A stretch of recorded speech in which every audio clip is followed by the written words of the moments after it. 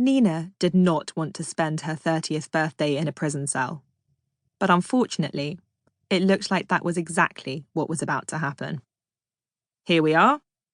The 50-something police officer who'd been in charge of Nina ever since she'd been led into Leicester police station with handcuffs around her wrists and mascara down her cheeks, stopped abruptly outside a heavy metal door.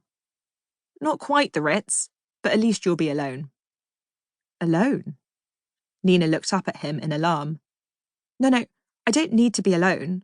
I'll be fine in one of those group cells with the bars. The police officer laughed at Nina's lack of knowledge. Those only exist in America. In Her Majesty's police stations, you get your own cell. But I thought that being in isolation was a punishment, asked Nina. She was trying not to panic, and up until now, she'd been fine.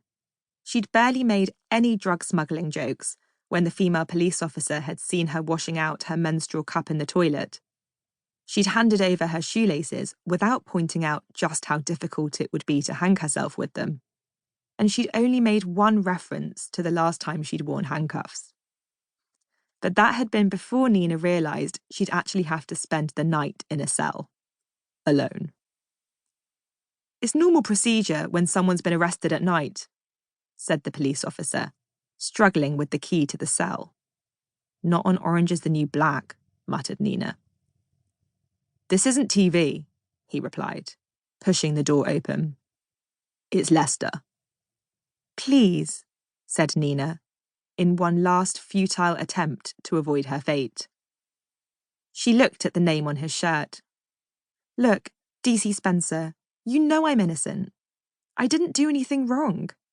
Is it really necessary for me to stay the night? Can't I just come in tomorrow morning for the interview? DC Spencer sighed impatiently.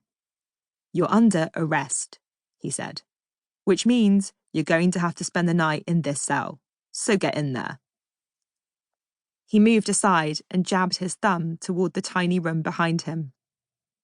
The whole thing was made of concrete and painted to look like faux marble. It hadn't worked.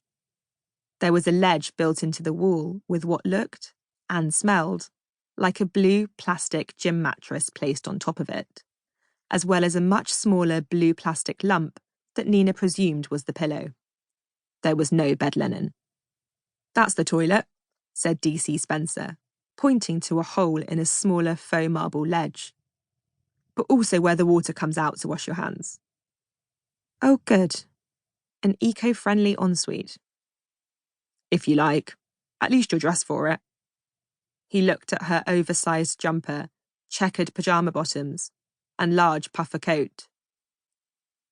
I only popped out of the house to get a falafel, she said, crossing her arms. I didn't expect to get arrested. They both looked down at a series of white stains on her pajama bottoms. Hummus, explained Nina. It's not easy to eat a falafel wrap when you've got handcuffs on. Oh, good. So you won't be wanting dinner, he said. Right, well, that's it then. Wait, cried Nina. Is there anything I can do? I'm guessing there's no TV, but do you have any magazines? Books? A guidance leaflet? I'll read anything. I think all the books got ruined by a stag do. Nina opened her mouth to speak, but DC Spencer shook his head. Don't ask, he said, as he walked out of the cell. Hang on, before you go, would it be possible to get a hot drink or something? She asked. Will tea do? Oh, an Earl Grey would be amazing, said Nina gratefully. Or a chamomile, actually. I guess it's a bit late for caffeine. DC Spencer barked with laughter. Chamomile? The tea comes from a machine. It's powdered. At the sight of Nina's horrified face, his voice softened. They have a hot chocolate that isn't so bad. My mum keeps saying I should eat less refined sugar, said Nina. Apparently it's why my life is so bad. DC Spencer raised his eyes to the concrete ceiling. You're about to spend your birthday under arrest. You can have a hot chocolate. Oh, all right, said Nina. I'll take 2.